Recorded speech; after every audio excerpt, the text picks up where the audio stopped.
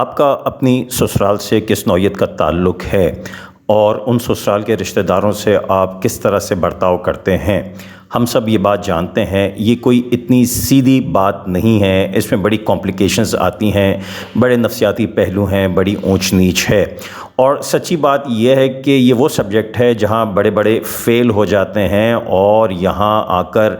بڑے بڑوں کی یوں کہیے کہ اخلاقی اقدار، ان کے طور طریقے، ان کے برتاؤ ایکسپوز ہو جاتے ہیں۔ اور جب میں زندگی کے اس پہلو کو قبلہ مسعود ملت پروفیسر ڈاکٹر محمد مسعود احمد علیہ الرحمہ کی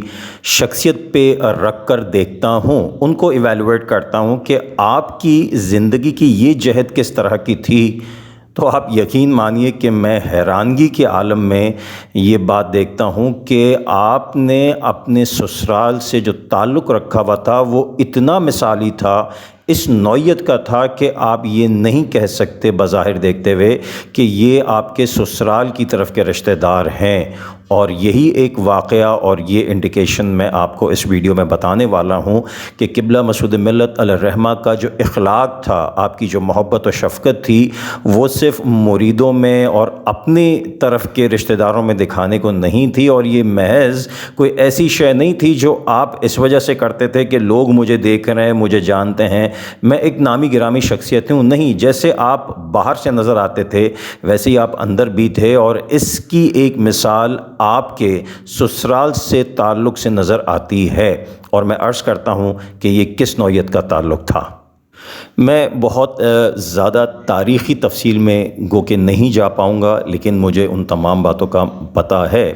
لیکن جو مدعا ہے میں اس طرف آتا ہوں۔ بات یہ ہے کہ قبلہ مسعود ملت علیہ الرحمہ کی جو اہلیہ یعنی ہماری مخدومہ صاحبہ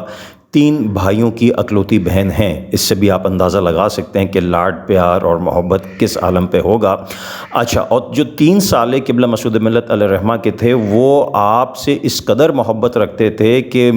ایک واقعہ تو میں نے بقرعید کے حوالے سے بتایا بھی تھا، پہلے جو ٹھٹا کے کک تھے اور آپ کے سالے صاحب نے کس طرح ان سے وعدہ کر لیا تھا، لیکن حضرت نے اس وعدے کو وفا کیا تھا اور ان سے کوئی شکوہ بھی نہیں کیا تھا، اتنا درگزر، اتنی محبت۔ اسی طرح 2 سالے آپ کے دارالخیر میں نیچے گراؤنڈ فلور پہ ہی رہتے تھے، جن میں سے ایک سید شان صاحب تھے اور ایک سید شاہد صاحب تھے۔ جو سید شاہد صاحب تھے ان کے ہاں اولاد نرینہ نہیں تھی، ساری بیٹیاں ہی بیٹیاں تھیں۔ قبلہ مسعود ملت فرسٹ فلور پہ رہائش پذیر تھے۔ اتنا مثالی محبت کا تعلق اپنے سالوں سے قبلہ مسعود ملت علیہ الرحمہ کا ہم نے دیکھا کہ ہم بسا اوقات حیران رہ جاتے تھے اور یہ فیصلہ کرنا مشکل ہو جاتا تھا کہ یہ آپ کے سسرالی رشتہ دار ہیں، ان سے اس قدر محبت، شفقت، ایک ہی گھر میں رہنا اور اتنی شفقت و محبت سے پیش آنا۔ اسی طرح ایک واقعہ ہے جو میں نے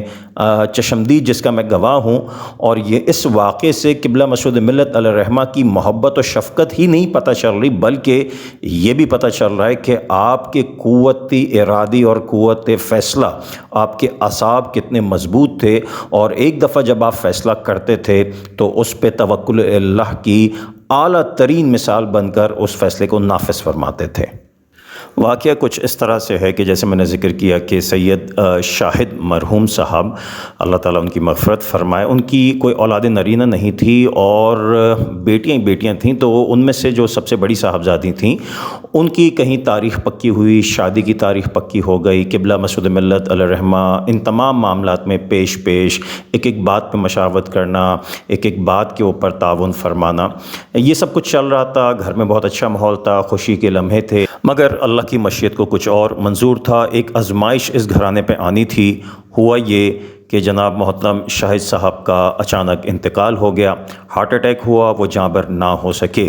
وہ گھر جہاں شادی کی تقریبات کی تیاریاں چل رہی تھیں، ابھی نکاح نہیں ہوا تھا، رخصتی نہیں ہوئی تھی، سب سے پہلی بیٹی کی شادی تھی، اس گھر کے اندر خوشیوں کے اندر اچانک یہ ایک حادثہ رونما ہوتا ہے اور سب کے دل بجھ جاتے ہیں، اور یہ واضح نہیں ہو پاتا کہ اب آگے یہ تمام معاملات کیسے سر انجام دیے جائیں گے۔ اور یہاں سے قبلہ مسعود ملت پروفیسر ڈاکٹر محمد مسعود احمد علیہ الرحمہ کی شخصیت ایک ایسی طاقتور اور پختہ ارادہ رکھنے والی شخصیت کے طور پہ سامنے آتی ہے جو ہم نے اپنی آنکھوں سے دیکھی کہ جہاں سب کچھ بکھرا تھا، جہاں کچھ نظر نہیں آ رہا تھا، جہاں گھر میں ایک اداسیاں چھا گئی تھیں، قبلہ مسعود ملت علیہ الرحمہ جناب شاہد صاحب مرحوم کے جو آپ کے صالح صاحب تھے، ان کے سوئم کے اوپر یہ اعلان کرتے ہیں کہ بچی کی شادی بالکل انہی مقررہ تاریخ کے اوپر ہی کی جائے گی جو شادی کی تاریخیں طے کی گئی تھیں۔ شریعت کے اندر 3 دن کا سوگ ہے، اس سوگ کو منانے کے بعد آپ نے سوئم کر لیا ہے، فاتحہ ہو چکی ہے۔ اپنے ارادوں کو متزلزل نہ کریں، اللہ پہ توکل رکھیں۔ اگر جناب شاہد صاحب زندہ ہوتے، باقاعدہ حیات ہوتے، تو ان کی خوشی یہی ہوتی کہ ان کی بچی کا نکاح کیا جاتا۔ یہ قبلہ مسعود ملت علیہ الرحمہ اس کنفیوژن، ایمبیگوٹی، ہاں یا نہ کے درمیان فیصلے جہاں نہیں ہو پا رہے تھے، قبلہ مسعود ملت پورے مضبوط اعصاب کے ساتھ، پختہ ارادے کے ساتھ یہ فیصلہ صادر فرماتے ہیں کہ شادی اپنی مقررہ تاریخ پر ہی ہوگی۔ جو دولہے والے تھے یعنی بچی کی جو سسرال تھی، وہ بھی تعاون کرنے کو تیار تھے، وہ بھی کہہ رہے تھے کہ نہیں کہیں تو تاریخ آگے بڑھا دیتے ہیں۔ قبلہ مسعود ملت علیہ الرحمہ نے اس پر اٹل فیصلہ لیا اور اس فیصلے کو اس طرح سے لاگو فرمایا کہ ایک سٹیپ کے اوپر، ایک قدم کے اوپر آپ اس فیملی کے ساتھ رہے اور بچی کو اپنی دعاؤں کے ساتھ رخصت کیا، اور یوں آپ نے جو فیصلہ کیا تھا اس کو پورا کر کے دکھایا۔